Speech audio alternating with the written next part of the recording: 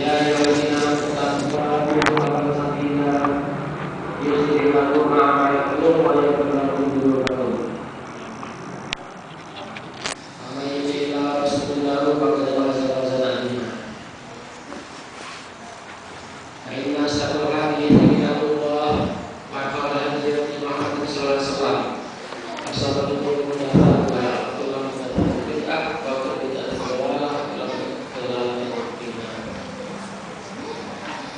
Yang kami hormati hadirin dan rahimahullah, alhamdulillah pada kesempatan ini di rumah Allah ini, di masjid ini kita bertemu dan insyaallah akan kita pelajari di antaranya berkaitan dengan waktu menjelang Ramadan tahun 1433 Hijriah ini, tahun 2012 Miladiah. Sekarang di bulan Saban akan kita bicarakan sebenarnya penyimpangan yang banyak melanda iman Islam tetapi tidak terasa dan bahkan banyak diikuti orang.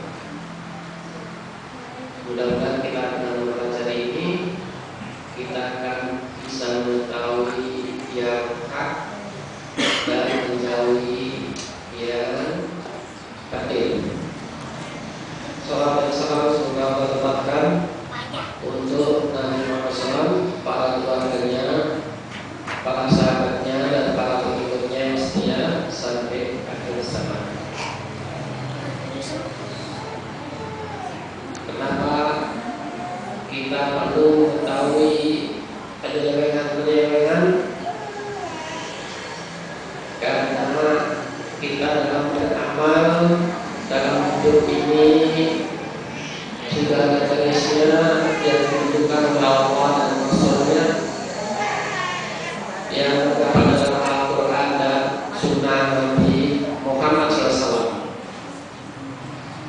Di antaranya ada penegasan dari Allah SWT dalam surat Al-Isra surat ke-17 ayat 36. A'udzu billahi minasyaitonir rajim.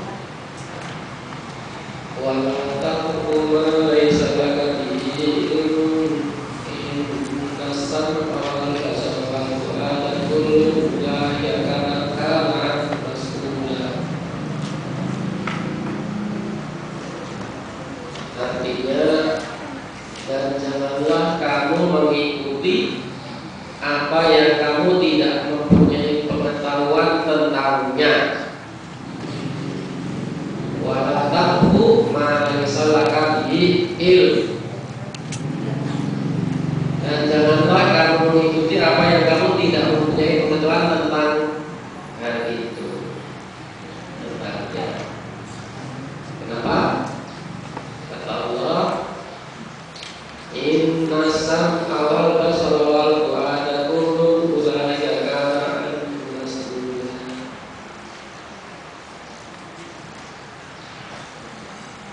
Sesungguhnya pendengaran, penglihatan dan hati semuanya itu akan diminta pertanggungan jawabnya. Jadi semuanya akan diminta pertanggungan jawabnya. Tidak boleh kita semaunya.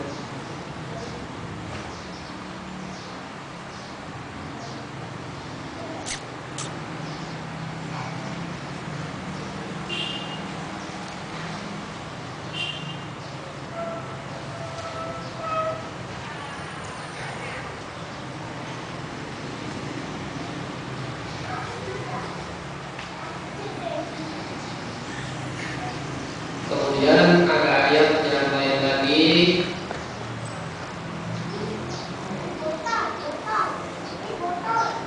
yaitu wa in tuti aktsara man fil ardi yudilluka an sabilillah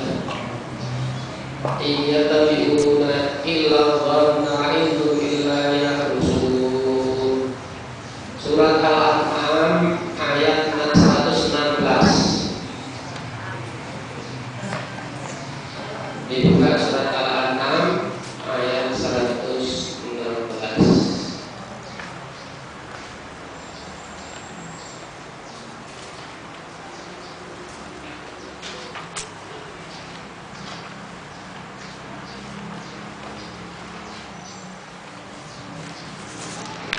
Dan jika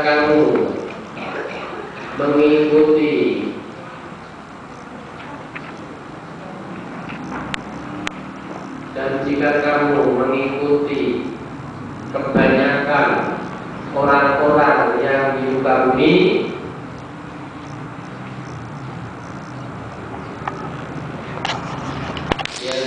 ini niscaya mereka akan menyesatkanmu dari jalan Allah. Mereka tidak lain hanyalah mengikuti persangkaan belaka, dan mereka tidak lain hanyalah berdusta terhadap Allah.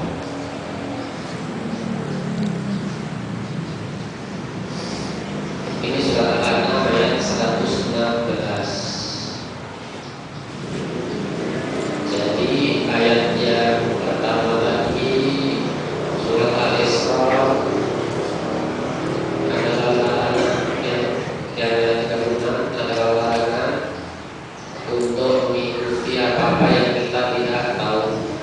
Kemudian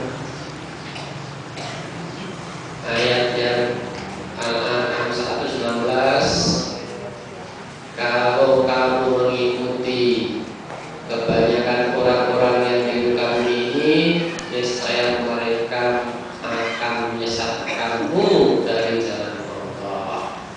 Mereka tidak lain hanya mengikuti persangkaan belaka, dan mereka tidak lain hanya berdusta terhadap Allah. Dengan dua ayat ini mestinya umat Islam hati-hati setiap saat. Dan ternyata umat Islam terbukti tidak hati-hati. Tidak hati-hatinya kenapa? Satu contoh, kalau di bulan Sya'ban maka diadakan acara yang disebut sadranan. Ada yang menyebutnya nyekar, dan ada kebiasaan namanya ruahan. Ada enggak di masyarakat? Ada. Ngerti enggak? Mereka ngerti enggak? Ngerti enggak apa sebenarnya itu?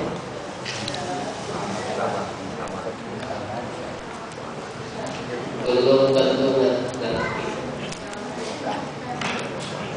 Apa itu sadranan? Mereka nggak ngerti, hanya melakukan. Melakukan kok nggak ngerti. Nggak ngerti kok melakukan. Ya nggak ngerti, hanya melakukan. Lalu melakukan kok nggak ngerti. Nggak ngerti kok melakukan. Jadi digunakan ini sebenarnya menjadi persoalan.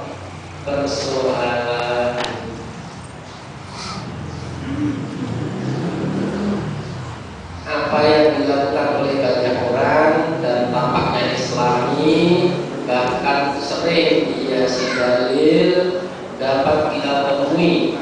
Misalnya Ahmadiyah dikaitkan dengan apa yang mereka sebut nisfu Sya'ban atau pertengahan bulan Sya'ban. Air ya silang 3 kali. Mereka ngerti ya? Gak ngerti. Padahal itu gak ada dalil yang sahih tentang pelaksanaan amalan itu. Demikian pula adanya gejala rame-rame ke kuburan di mana-mana di bulan Sya'ban atau menjelang bulan Ramadan. ziarah kubur tiba-tiba banyak dilakukan orang menjelang Ramadan. Di Jawa disebut sadranan atau nyadran. Ada nggak di Indonesia ini yang begitu? Padahal ziarah kubur sebelum Ramadan kok sampai dilaksanakan beramai-ramai dan setiap bulan Syaban. Apakah ada perintahnya kalau ziarah itu bulan Syaban? Apakah ada perintahnya begitu di dalam Islam? Tidak.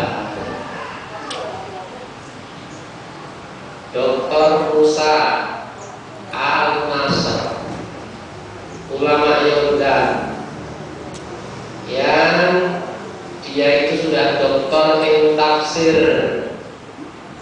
tapi masih 10 tahun lagi sudah doktor ilmu tafsir, masih 10 tahun belajar kepada Syekh Nasiruddin Al-Albani.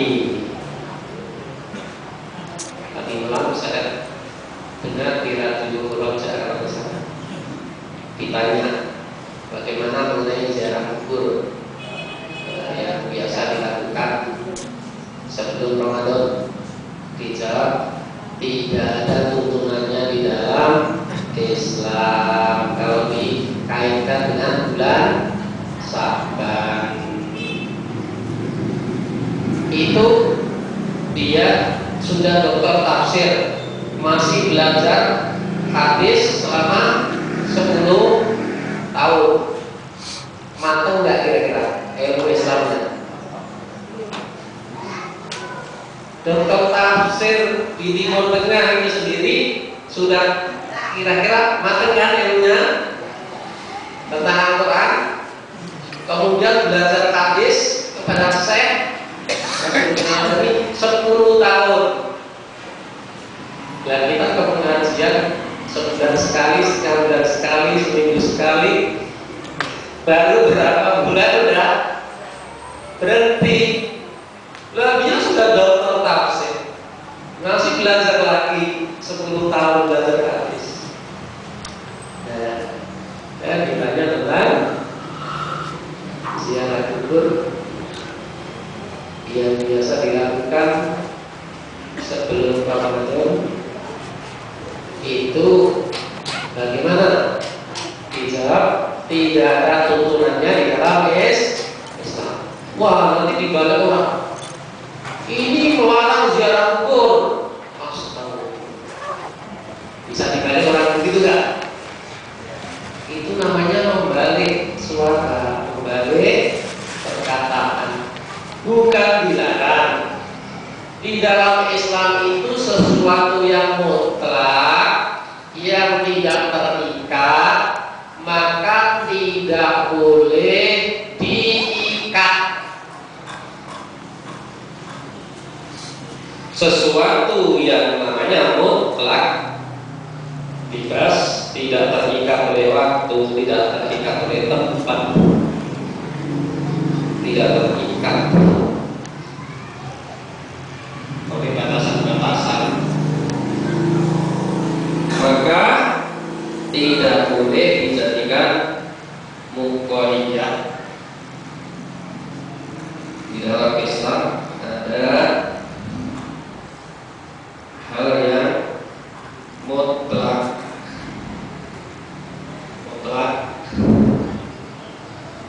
kemudian ada yang muqayyad.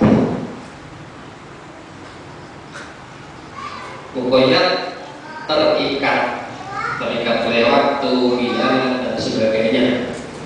Contohnya,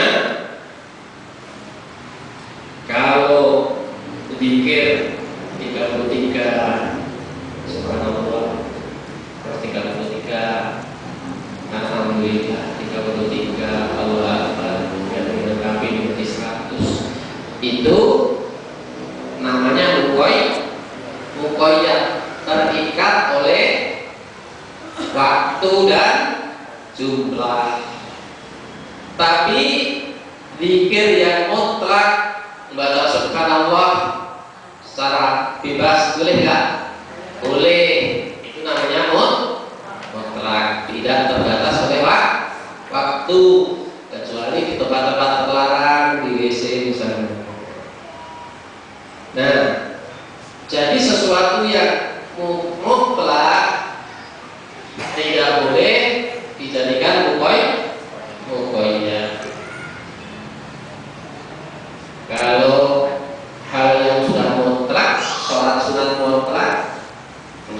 misalnya sholat sunat mutlak itu sholat sunat yang tidak dibatasi oleh waktu.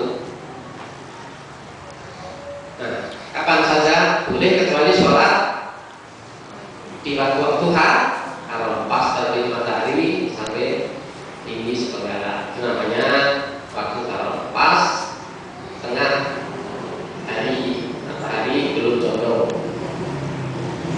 tengah. Nah, itu nggak boleh sholat pas batasan sampai tenggelamnya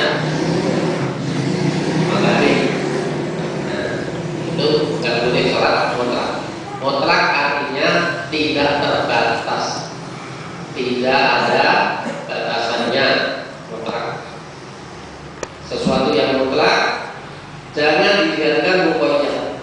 Tapi sholat sunat rawatib ba'da zuhur misalnya dikaitkan dengan waktu sholat zuhur, itu namanya mukoy ya. Nah, jadi yang mutlak jangan dijadikan mukoy. Ziarah kubur itu mutlak, tidak boleh dijadikan mukoy ya, khusus sebelum Ramadan. Nah, itu persoalan yang pertama adalah menjadikan yang mutlak menjadi mukoy ya, tidak boleh. Padahal ada hadis lagi, yaitu hadis dari Nabi Muhammad SAW, wala tas'alu qabri idan,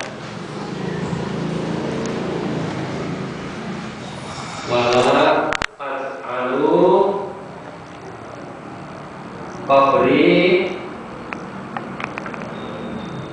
idan.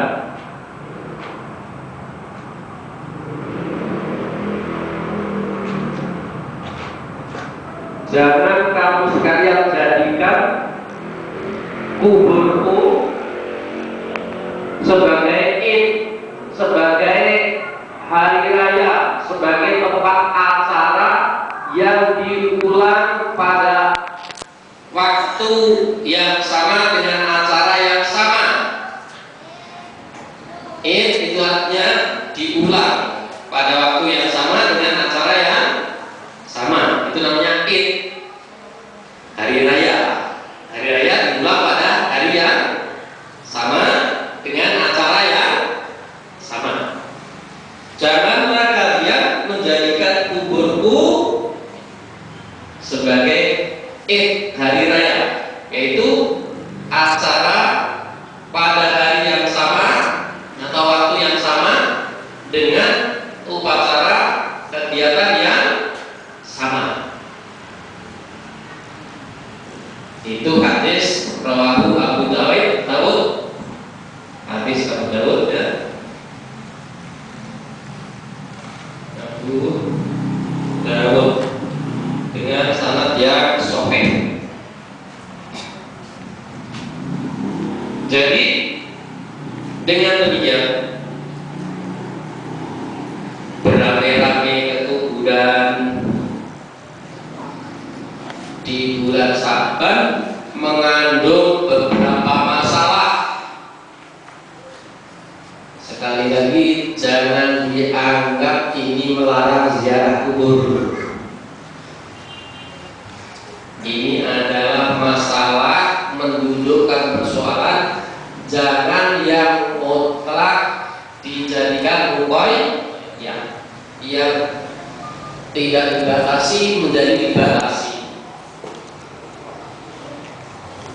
Jadi masalahnya pertama adalah itu dari kebiasaan Hindu namanya sraddha. Sraddha artinya adalah upacara menghormati roh leluhur yang sudah mati. Orang Hindu mengadakan upacara menghormati roh leluhur Dan itu sebelum puasa. Di Hindu mungkin ada juga puasa. Malah Hindu kan agak banyak prihatin ya. Banyak toko broto ya, bertapa. Banyak puasa. Nah, itu upacaranya namanya sraga. Biasa dalam bahasa itu kadang-kadang huruf di depan dikebelakangkan bisa. Berantas itu aslinya justru bantras. Kalau bahasa Indonesia ada yang dari Minang, ada nggak? Ada dari Minang, ada dari Riau, ada dari Melayu. Lafaz berantas itu malah aslinya malah bantras, atau dua-duanya sama. Bantras artinya berantas. Pemberantasan adalah pembantrasan. Nah, sraga belakangan disebutnya sadranan. Sadra kemudian dijadikan sadranan. Kalau yasin jadi yasinan. Hanya saja sadra dari sraga dari Hindu. Kalau sudah dikasih belakang itu ada teman yang kali ini hanya sekedar guyonan. Kalau dikasih belakangnya itu biasanya makan. Masa? Iya. Yasin apa? Surat Al-Quran. Yasinan? Makan. Astagfirullah. Kok begitu? Saya agak tidak percaya, tetapi teman itu tetap mengemukakan bahwa biasanya di kawalan di belakang itu ada makan. Kalau jalan, kemudian ada jalan-jalan pakai makan nggak? Jalan-jalan nggak pakai makan, kalau jauh lapar. Nah, ini hanya mengait-ngaitkan. Tapi itu sraga itu adalah dari Hindu. Siapa yang bilang sraga dari Hindu ya? Ini saya bacakan. Ada yang itu seorang ahli yang bilang itu. Yang bilang itu seorang ahli bilang begini, ziarah ke makam wali ini begini. Doktor filsafat lulusan Universitas Gadjah Mada yang kini jadi pengajar di Universitas Negeri Yogyakarta, namanya Pak Purwadi, dia mengatakan tradisi ziarah makam sudah sangat mengakar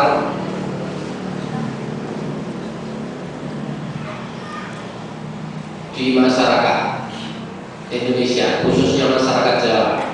Ziarah ke makam wali, kata Purwadi,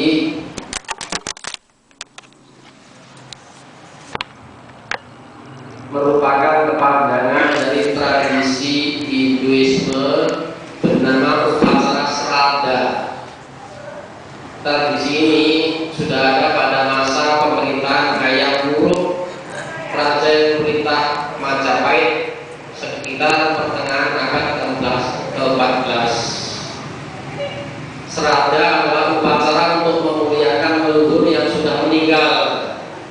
Nah, ini sraga adalah upacara untuk memuliakan leluhur yang sudah meninggal.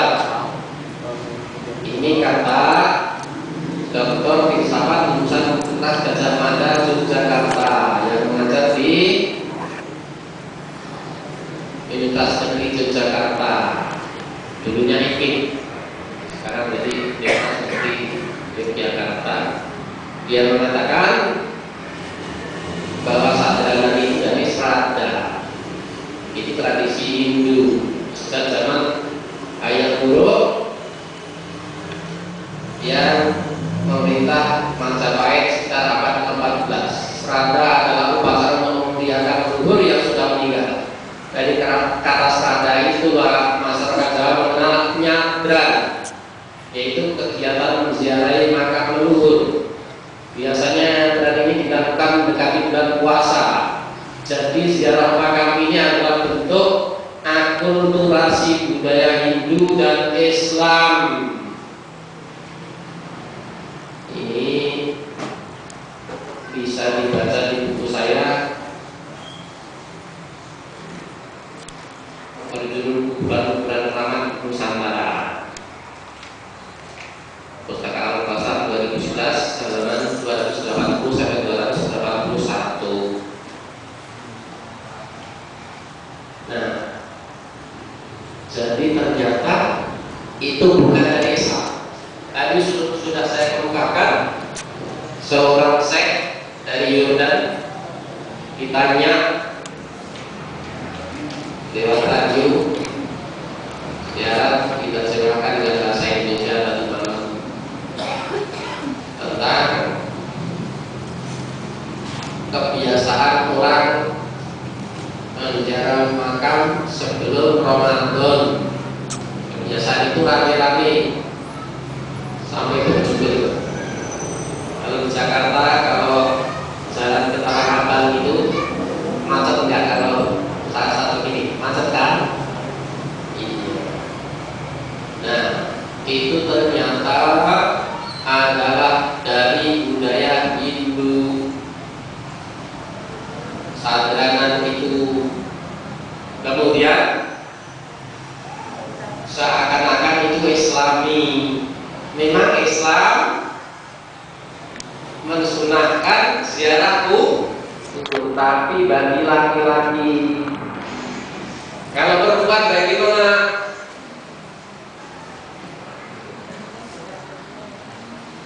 Perempuan ada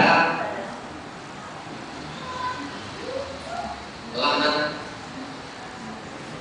bagi perempuan yang sering ziarah kubur. Nggak ada hadisnya. Tetapi kalau sesekali, tidak sering, ya masih boleh. Kalau sering adalah laknat. Nah, jadi kalau perempuan malah rame-rame lagi, malah bulan Ramadan lagi, berarti ada beberapa pelanggan, malah sering lagi, berarti mengandung beberapa pelanggan, malah jauh-jauh lagi, mengandung beberapa pelanggan. Kemudian kalau itu ditambah dengan bukan hanya ziarah kuburnya, tapi malah minta kepada isi kubur, lebih parah lagi. Lebih parahnya gimana? Karena meminta kepada selain Allah dalam hal yang hanya hak Allah. Berdoa hanya kepada siapa? Hanya kepada Allah. Kalau berdoa meminta mengenai nasib dan sebagainya kepada isi kubur, berarti beribadah kepada selain doa huwa ibadah. Doa adalah ibadah. Yang boleh diibadahi siapa? Hanya Allah. Kalau kemudian orang berdoa minta, ya wali ini saya minta agar dilancarkan nasib hidup saya, misalnya begitu, berarti itu berdoa kepada selain Allah. Padahal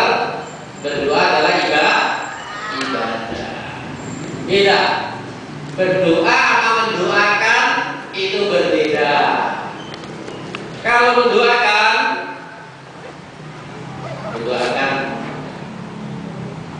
orang yang sudah meninggal dan dia muslim, lebih-lebih orang tuanya, didoakan ampunan, doanya kepada Allah, boleh nggak? Boleh, malah bagus. Tapi kalau itu orang kafir, walaupun bapaknya, walaupun ibunya, boleh nggak? Nggak boleh. Kalau sudah meninggal. Tapi kalau belum meninggal, boleh nggak? Boleh. Contohnya mana? Contohnya bahkan Umar bin Khattab itu masuk Islamnya karena didoakan oleh Nabi Muhammad SAW. Mendoakannya ketika masih kafir apa sudah Islam? Ketika masih kafir. Jadi kalau mendoakan orang kafir yang masih hidup maka boleh. Tapi kalau sudah mati maka tidak boleh. Jadi ada hukum yang berbeda antara ketika masih hidup dengan sudah mati. Perempuan kalau masih hidup suaminya boleh nikah lagi nggak? Nggak boleh. Kalau suaminya sudah mati dan iddahnya sudah selesai, masa dulunya 4 bulan 1 hari sudah selesai, boleh nggak untuk nikah? Boleh. Jadi hukum orang yang masih hidup dengan yang sudah mati itu berbeda. Orang masih hidup disolati boleh nggak? Masa masih hidup disolati? Memang sudah jadi jenazah. Nah, baru ketika mati baru disolati.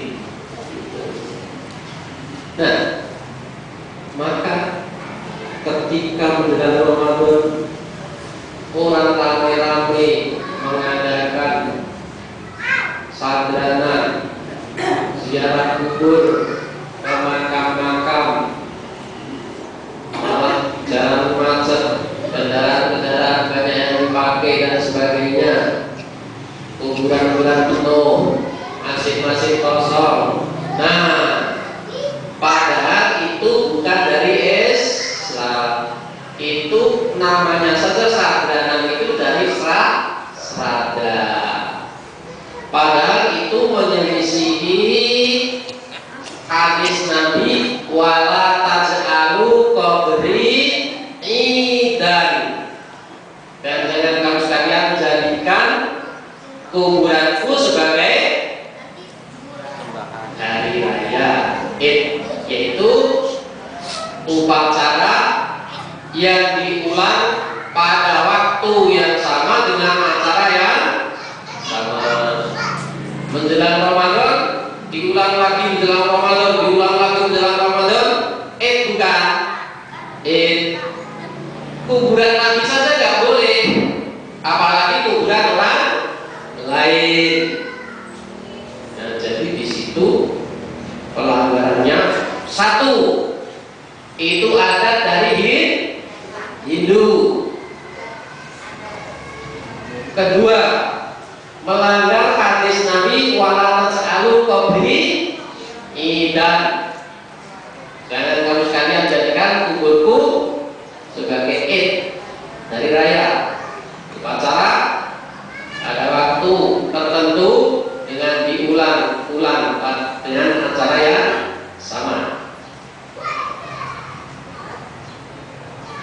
Yang ketiga, kalau itu sampai meminta kepada isi kubur, lebih gawat lagi karena berarti menyembah selain Allah. Yang keempat, kalau itu perempuan dan sering berziarah kubur, maka ada laknat yang disebutkan di dalam hadis Nabi Muhammad SAW.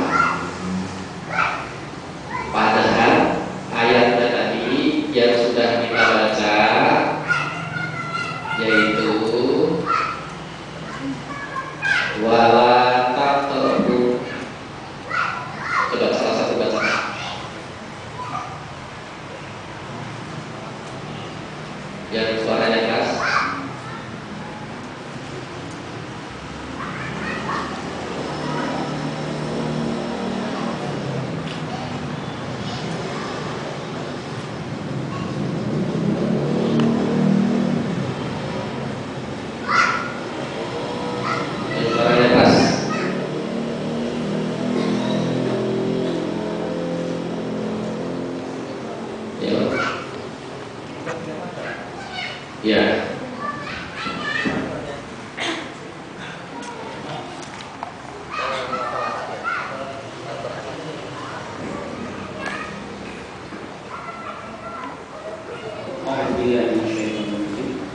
Wala taqrabu wala taqfu.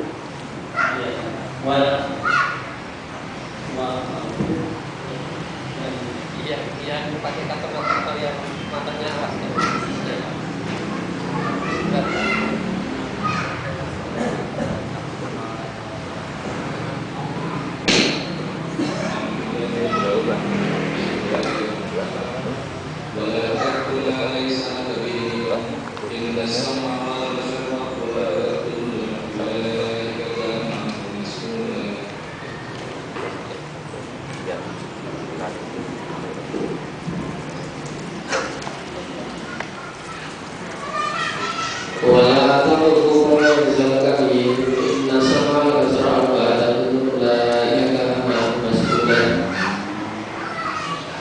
Dan janganlah kamu mengikuti apa yang kamu tidak mempunyai pengetahuan tentangnya. Sesungguhnya pendengaran, penglihatan dan hati semuanya itu akan diminta pertanggung jawabnya. Quran surat Al-Isra ayat 36. Jadi mereka mengerjakan ini tadi kira-kira mengerti seperti lain ini, mengerti nggak? Kira-kira umumnya mengerti nggak? Tidak mengerti. Padahal kalau tidak mengerti boleh mengikuti nggak? Tidak boleh. Dalam surat Al-Isra ayat 36 bahkan ditegaskan wa in tuti'at man fil ardi yudilluka an sabilillah iyyatabi'una illa dhanna illa yakhrusun. Dan jika kamu menuruti kebanyakan orang-orang yang di muka bumi ini, niscaya mereka akan menyesatkanmu dari jalan Allah. Mereka tidak lain hanyalah mengikuti persangkaan belaka, dan mereka tidak lain hanyalah berdusta terhadap Allah. Quran surat Al-An'am 116. Mereka mengikuti banyaknya orang yang melakukan. Banyak nggak yang melakukan? Banyak. Sampai bulan Syabannya disebutnya bulan ruah. Karena orang Hindu menghormati arwah, roh dengan upacara sraddha. Kemudian dijadikan istilahnya sadranan. Jadi kait-kaitannya ternyata semuanya bukan dari Islam. Lah kok dilakukan oleh orang Islam? Seakan-akan itu acara Islam. Ngeluarin duit enggak? Ngeluarin duit. Padahal duit dikeluarin, dipertanggungjawabkan enggak? Dipertanggungjawabkan. Nah, ini inna sam'a wal fu'ada, inna sam'a wal basara wal fu'ada kullu dzalika kana mas'ula. Sesungguhnya pendengaran, penglihatan dan hati semuanya itu akan diminta pertanggungan jawabnya. Al-Quran surat Al-Isra ayat 36. Bagaimana pula ketika justru membenci orang yang tidak melaksanakan? Tambah lagi enggak? Tambah lagi. Sudah tidak tahu kemudian mengikuti orang banyak, kemudian masih menyalahkan kepada orang yang mungkin malah tahu dan ingin menjaga agamanya, malah dibenci, jadi berlipat-lipat. Inilah gunanya untuk thalabul ilmi. Inilah pentingnya apa yang di dalam Sahih Bukhari disebut dalam bab al ilmu qabla qaul wal amal. Ilmu sebelum perkataan dan perbuatan.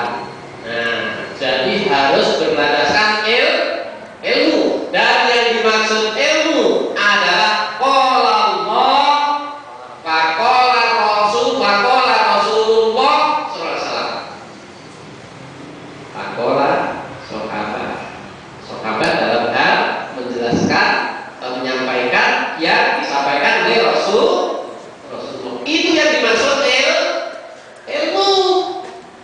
Jadi sebelum melaksanakan mestinya ngerti dalilnya, ngerti duduk soalnya, ngerti boleh atau tidak di dalam Islam.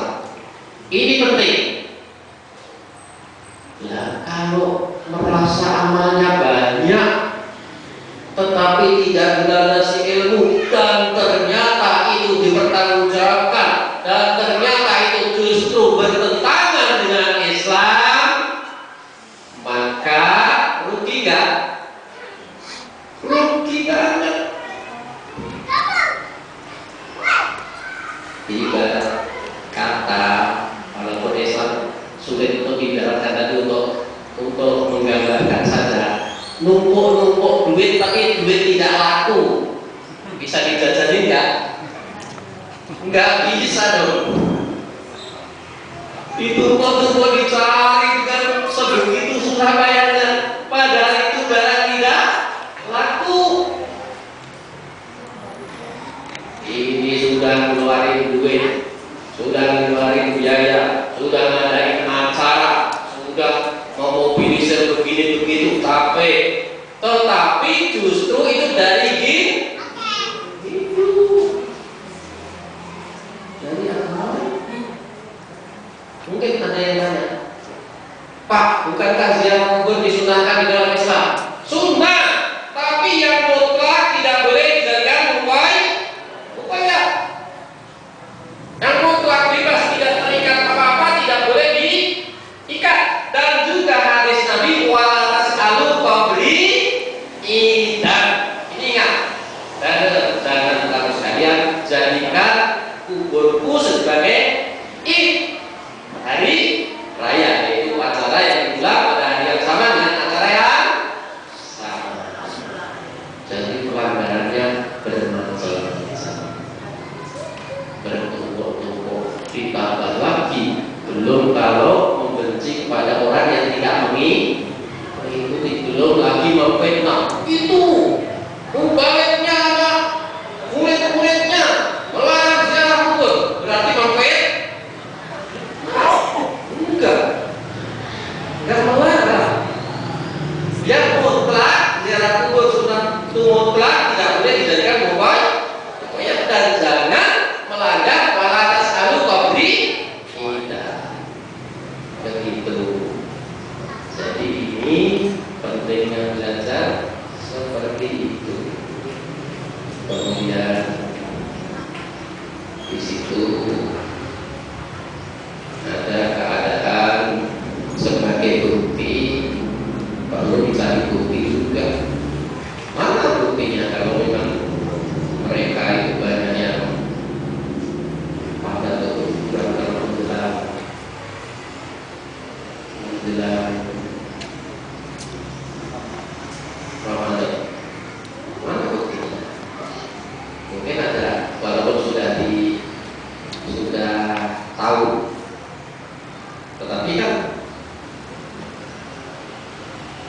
orang masih bisa membantah. Walaupun tahu jalannya macet, kuburan penuh, tetapi kalau berkelana masih bisa membantah, ya kan? Mana buktinya kalau memang menjelang Ramadan mereka pada satrian? Mana buktinya? Ini buktinya. Bulan Sya'ban yang dalam Islam disunahkan banyak berpuasa, justru yang terjadi di masyarakat adalah banyaknya orang ke kubur-kubur, lebih-lebih setelah nisfu Sya'ban, pertengahan Sya'ban, sampai datangnya Ramadan. Kemudian datangnya bulan Ramadan itu kubur-kubur apalagi yang dianggap kuburan wali atau keramat itu sendiri nggak boleh. Kuburan dikeramatkan tidak boleh. Maka berjubel manusia sampai 24 jam. Mereka dalam tanda kutip beriktikaf di kubur-kubur, duduk lama-lama diam. Iktikaf kan duduk lama-lama diam, kan? Maksudnya kalau iktikaf di mana? Di masjid. Ini malah di kuburan. Biasanya di rumah mungkin iktikafnya di depan televisi. Di bulan Sya'ban etikatnya berganti ke kuburan. Astagfirullah. dipertanggungjawabkan nggak? Banyak nggak orang itikaf di tempat ini? Banyak depan bola. Berjam-jam umurnya, padahal tadi dipertanggungjawabkan tuh. Hampir dibilang masjid-masjid akan sepi, tetapi kubur-kubur sangat ramai. Saking ramainya, sebagai gambaran bukti, adik saya sekarang ada yang di sini. Ada adik saya, biar kalau bohong dia. Adik saya sempat bertanya kepada seorang tukang ojek di kuburan Muria, Sunan Muria, di Gunung Muria, Jawa Tengah, bagian utara, pada bulan Saban 2007 Masehi atau 1428 Hijriah. Naik ojek sambil bertanya, berapa penghasilan Anda kepada tukang ojek ya? Berapa penghasilan Anda ketika ojek sampai 24 jam saking ramainya pengunjung ke kuburan semacam ini? Nah, tanya ke tukang ojek. Tanya adik saya kepada tukang ojek yang mangkal di pangkalan menjelang kuburan di Gunung Muria. Untuk ke kuburan itu pengunjung harus naik lagi dari pangkalan ojek tempat berhentinya mobil ke kuburan sejauh 2 km. Ongkos ojek untuk naik ke kuburan itu Rp6.000 dan turun dari kuburan ke pangkalan ojek Rp6.000 pula. Tukang ojek itu mengaku, saya sehari semalam sampai mendapat Rp3 juta mas. Katanya kata. Benar sampai mendapat 3 juta sehari semalam? Tanya adik saya dengan takjub. Saestu mas. Benar mas. Jawab tukang ojek itu serius. Demikianlah gambaran nyata. Itu tahun 2007. Tahun 2007 Masehi atau 1428 Hijriah. 4 tahun yang lalu ya. Itu 3 juta. Nah kalau sekarang jadi 10.000.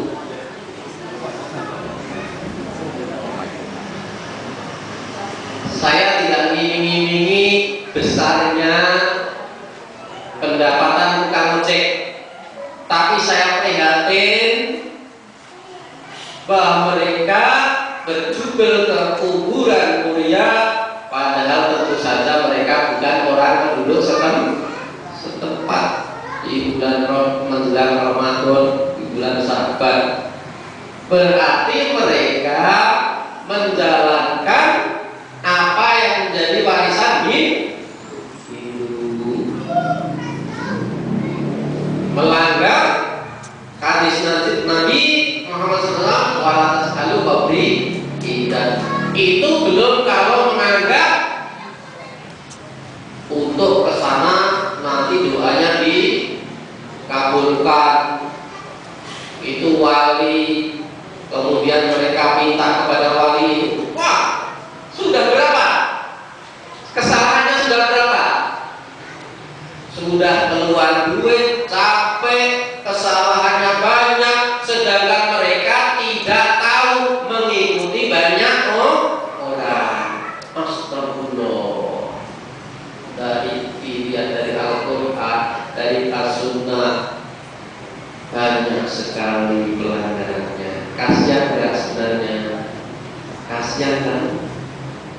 Nah, tapi kalau diberitahu gampang nggak ini? Wah, mungkin yang bicara ini langsung turun di training itu, bisa juga ya. Kalau mau bilang di sini nggak? Ada nggak yang menurunkan saya sekarang? Kalau menurunkan saya, kasih dalil. Mau saya malah mendengarkan.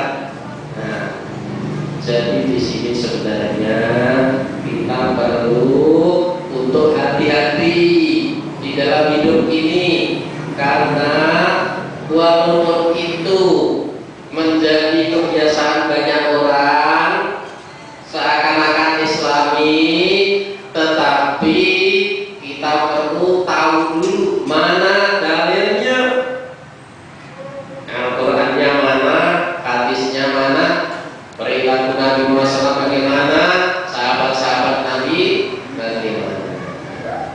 Nah, sampai sekarang ternyata itu tadi yang dokter, yang dokter Musa Al-Nasr itu tadi yang dari Yordan ternyata menyatakan ziarah ke kubur-kubur sebelum Ramadan yang menjadi musim seperti itu tidak ada turunannya di dalam Islam. Nah, tapi ziarah kubur sendiri secara mutlak memang ada turunannya di dalam Islam. Begitu. Kemudian ada lagi di situ sadrah.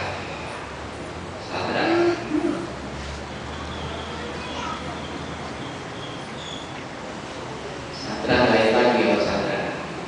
Ini sekarang menyamakan lafal yang satu sadrah jadi sadranan, yang satu sadrah. Apa itu sadrah?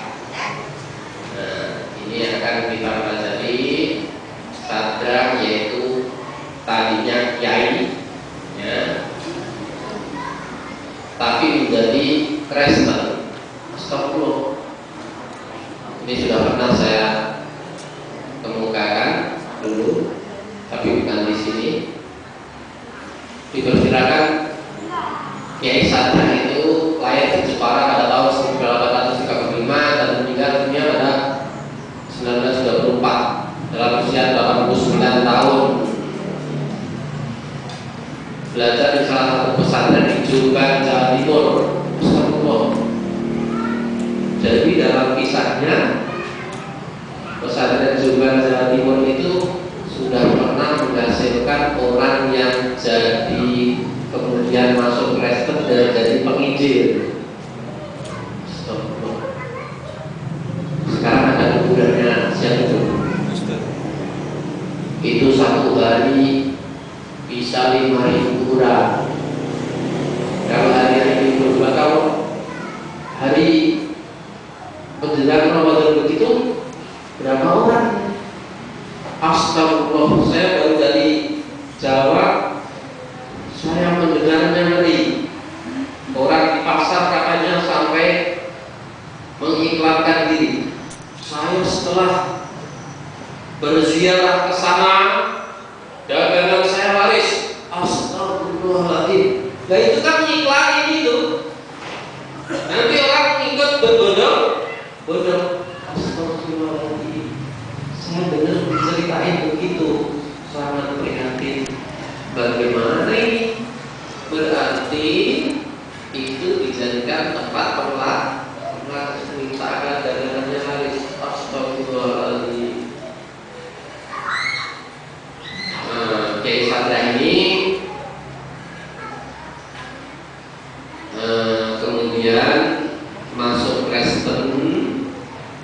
Kemudian banyak sekali orang yang dikristenkan. Sadrah yang pernah belajar di pesantren meski sudah murtad tetap menandalkan atribut kiai. Jadi sudah Kristen tapi masih berjulukan kiai. Tentu bukan tanpa maksud. 2 tahun kemudian tahun 1969 Sadrah diangkat anak oleh pendeta Stefan Spirit yang saat itu tinggal di Purworejo. Setahun di Purworejo, Sadrah kemudian pindah ke Karangjasa yang berjarak sekitar 25 km dari Purworejo. Ada yang dari Purworejo? Enggak. Jawa Tengah. Di Karangjasa, Sadrah semakin giat menyebarkan agama Kristen. Antara lain yang berhasil mengkristenkan Kiai Ibrahim, kiai lagi yang dikristenkan. Astagfirullah. Yang tinggal di Suwoh, tak jauh dari Karangjasa, dan Kiai Kasam Mataram. Astagfirullah. 2 kiai dijadikan Kristen. Jadi dia tetap menyandang gelar kiai untuk mengkristenkan umat Islam dan mengkristenkan dua kiai yang berhasil. Itu Kiai Ibrahim, namanya masih Ibrahim, dan Kiai Kasam Mataram. Alhamdulillah. Beliau sedang mengkristenkan kaum pribumi, memberi hasil yang jauh lebih banyak dibanding misionaris Belanda. Jadi Belanda saja kalah dalam hal mengkristenkan. Sekarang ini orientalis, ya, orientalis yang orang bule mungkin prestasinya adalah memurtadkan umat Islam, kalah dengan dosen-dosen IAIN, UIN, STAIS, karena mereka masih mengaku Islam. Bahkan dokter-dokter dalam ilmu agama Islam. Terakhir ada Profesor Dr. Kasim Matar, umurnya 60 tahun lebih. Dia guru besar di UIN Makassar, dunia IAIN Makassar, Alauddin Makassar, ya, Alauddin Makassar. Dia mengatakan Nabi Muhammad SAW sudah meninggal, Al-Quran boleh direvisi. Astagfirullah, Al-Quran ditinjau kembali untuk diganti, gimana? Astagfirullahaladzim, berarti membatalkan Al-Quran. Dan dia mengaku aktivis Rafidhah, aktivis Syiah itu memang tidak mempercayai Al-Quran itu murni. Nah, Kiai Sadra itu lebih berhasil dalam memurtadkan umat Islam sampai bisa menundukkan dua yai jadi murtad dan umat Islam, sejumlah umat Islam, dibanding misionaris Belanda di biaya besar, nah, di sana didatangkan, tetapi hasilnya sedikit. Begitu juga orientalis yang orang bule, kemungkinan dalam memurtadkan umat Islam di Indonesia kalah dengan dosen-dosen IAIN, UIN, STAIS. Sampai saya tulis ada pemurtadan di IAIN. Ada nggak orientalis yang menikahkan wanita muslimah dengan laki-laki kafir? Ada nggak? Ada nggak? Nggak ada. Yang ada justru dosen UIN menikahkan wanita muslimah sudah beberapa malahan dengan laki-laki kafir. Ada bisa disebut anunya yang sudah dinikahkan itu yang dapat tukang sulap siapa? Kontributor. Jadi namanya saya nggak apa, pokoknya itu tukang sulap. Tukang sulapnya itu kafir nggak? Kafir. Wanitanya muslimah. Yang nikahkan siapa? Dokter dari UIN Jakarta. Nah, jadi orientalis tidak selalu berhasil begitu. Tapi kalau orang IAIN atau UIN berhasil saja, bukan hanya satu. Padahal satu saja, entah siapa yang menikahkan, yang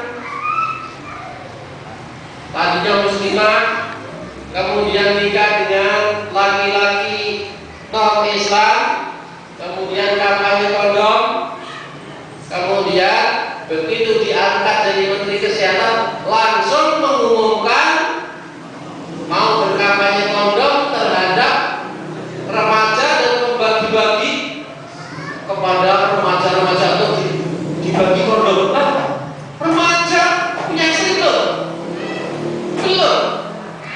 dibagi kondom, di kampanye untuk bagi kondom dengan biaya 30,2 miliar dari pemerintah dan pembuatan kondomnya dengan biaya 25,2 miliar dari pemerintah.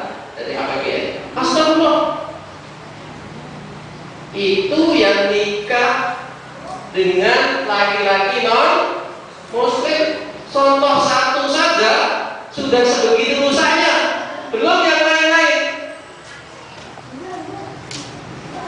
Itu orientalis apa bukan yang menikahkan? Nggak ada namanya orientalis yang menikahkan. Yang menikahkan, kalau yang belakangan itu justru dari dosen. Ya ini Jakarta, astagfirullahaladzim.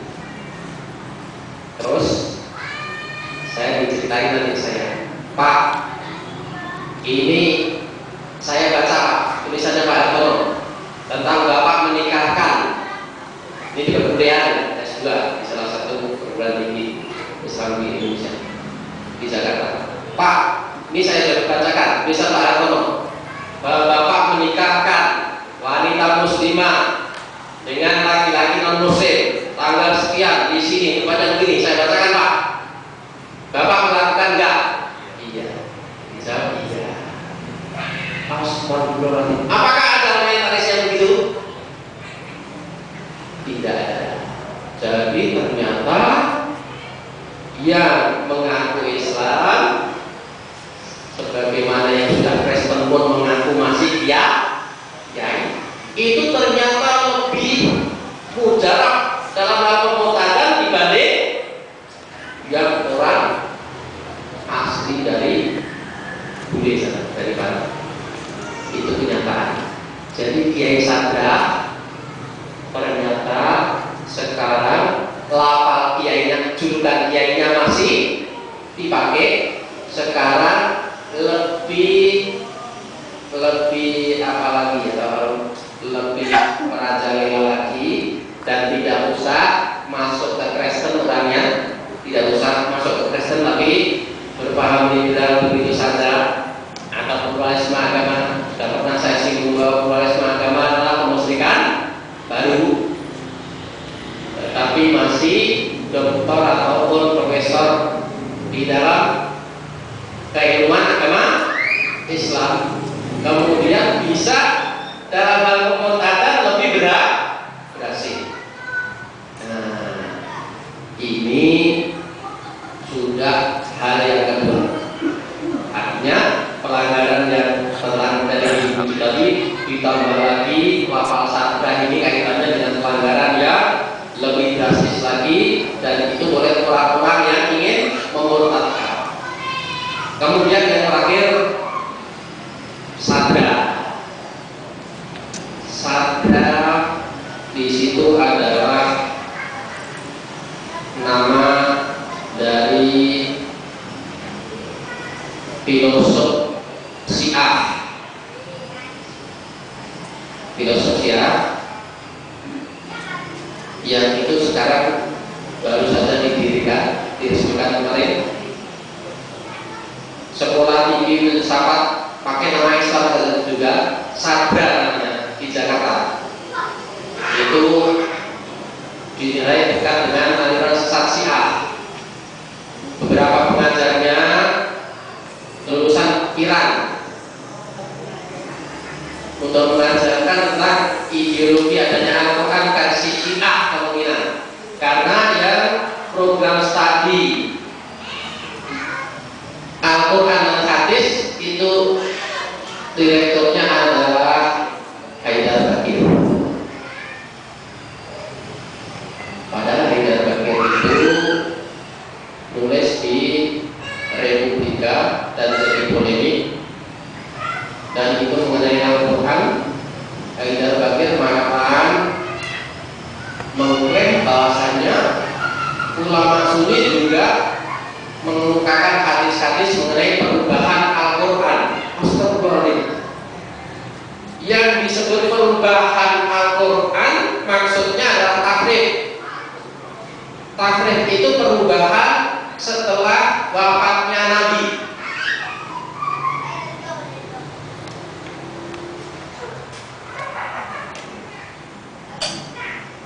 Tahrif itu perubahan setelah wafatnya Nabi. Perubahan Al-Quran setelah wafatnya Nabi.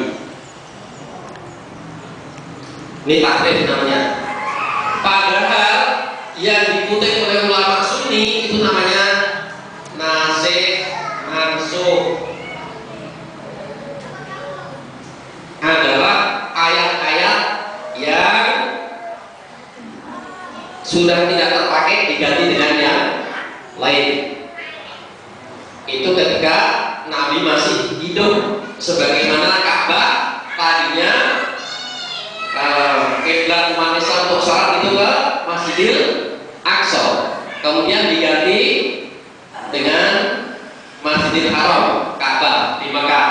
Itu namanya nasikh mansukh. Adapun tahrif itu menuduh Al-Quran diganti-ganti oleh sahabat Nabi setelah wafatnya Nabi Muhammad SAW. Ini nubuat. Sedangkan Haidar Bakir mengklaim yang ini. Jadi Al-Quran tidak murni lagi, dan itu dia jadi direktur dalam hal program studi Quran hadis, ya, Haidar Bakir Quran hadis di Sekolah Tinggi Ilmu Filsafat Sadra di Pejaten, Jakarta, diresmikan oleh Kementerian Agama. Setelah jadi pemurtadan di Indonesia memang dilaksanakan oleh Kementerian Agama, UIN, sains plus sekarang Syiah dengan Sekolah Tinggi Ilmu Filsafat Sadra. Bahaya kan? Dan ini menjelang Ramadan diresmikannya. Jadi saya hanya ingin mengumpulkan tentang hafal sadra dari ibu, jadi sadrana sampai sekarang dikembangkan oleh orang-orang tradisional. Nah, semuanya ini ternyata kalau kita lihat semuanya ini didukung oleh orang-orang yang tidak kembalinya kepada dalil, biasa disebut dengan tradisionalis, ya kan? Semuanya ini baik yang seragam jadi sadranan maupun sadra yang sadra malah keluaran pesantren coba dari tradisionalnya. Kemudian Kementerian Agama yang meresmikan Sekolah Tinggi Islam Filsafat Sadra yang baru saja ini, yang itu Syiah, berbau Syiah, bahkan yang mengajar diantaranya adalah orang-orang lulusan KOM dari Iran. Itu adalah dukungan diantaranya juga orang-orang tradisi. Bahkan mungkin hari ini ada seminar Al-Fatih Alawiyin sedunia di Jakarta dari kemarin sampai hari ini diumumkan di Republika. Jadi Republika juga seperti itu, sampai tentang PKI itu yang tulisannya supaya bisa diimahir orang komunis juga, PKI juga nantinya bisa masuk surga. Nah, itu dibuat juga di Republika, bisa dibaca di Indonesia. Jadi ternyata pemurtadan ini bahkan membuat dengan Al-Quran itu sangat membahayakan umat Islam. Maka kita perlu belajar benar-benar untuk mengetahui dulu soalnya, benarkah yang mereka lakukan itu, benarkah yang diadakan kegiatan-kegiatan oleh apakah itu intelektual, apakah itu kelompok ini dan itu, benarkah itu? Kita kembali kepada Al-Quran dan Sunnah dengan pemahaman yang benar. Mudah-mudahan apa yang saya sampaikan bisa dipahami dan bisa bermanfaat bagi kita semuanya. Ini adalah masalah keimanan. Ketika keimanan kita itu dicopot oleh bahaya-bahaya yang merusak iman ini, maka betapa ruginya masuk kubur tanpa iman.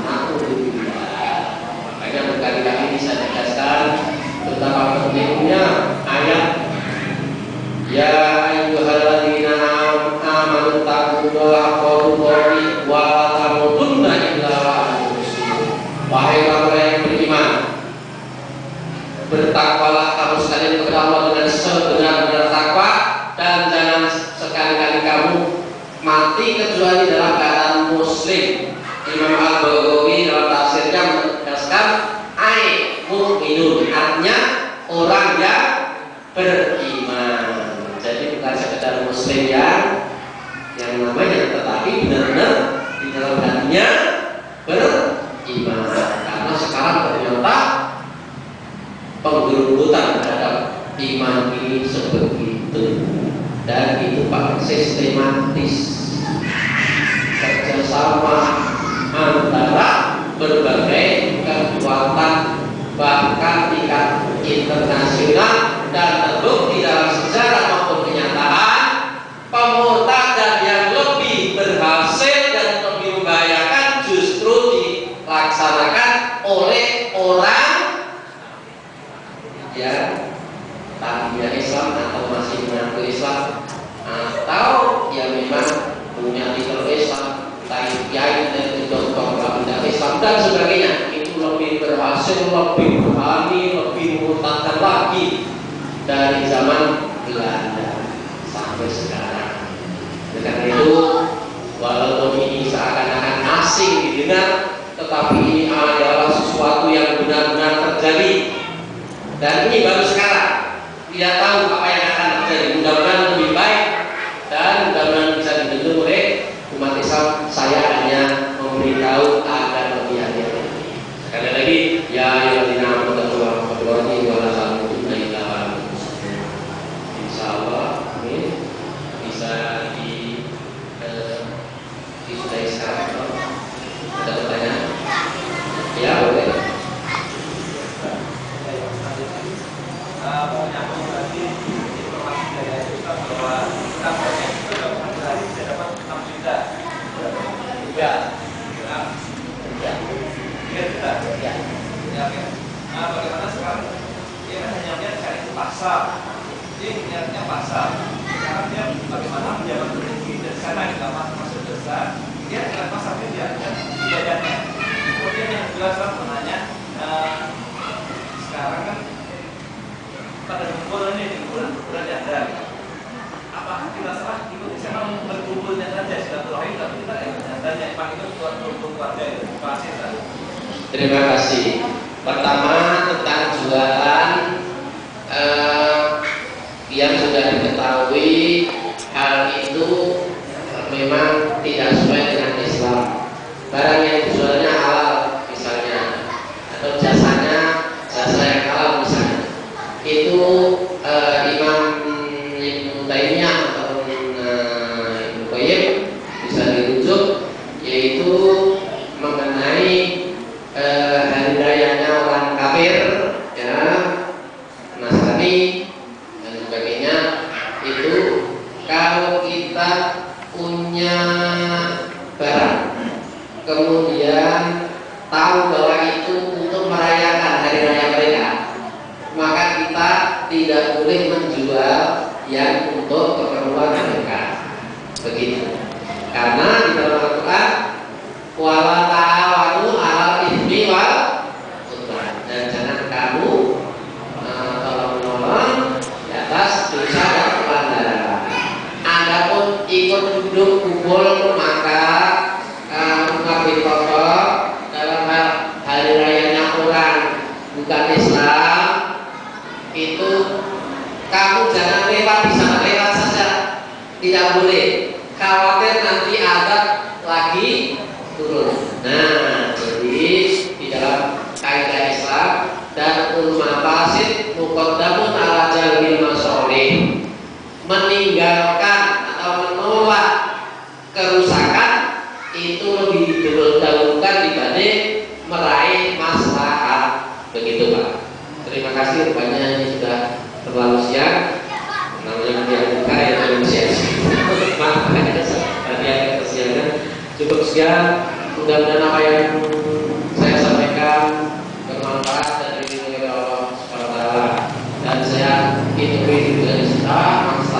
Saya tidak ingin apa-apa kecuali untuk memperbaiki semampu saya. Mudah-mudahan ini bermanfaat bagi kita semuanya. Wassalamualaikum warahmatullahi wabarakatuh.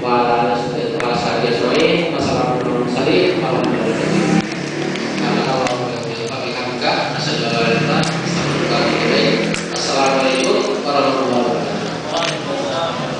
wabarakatuh.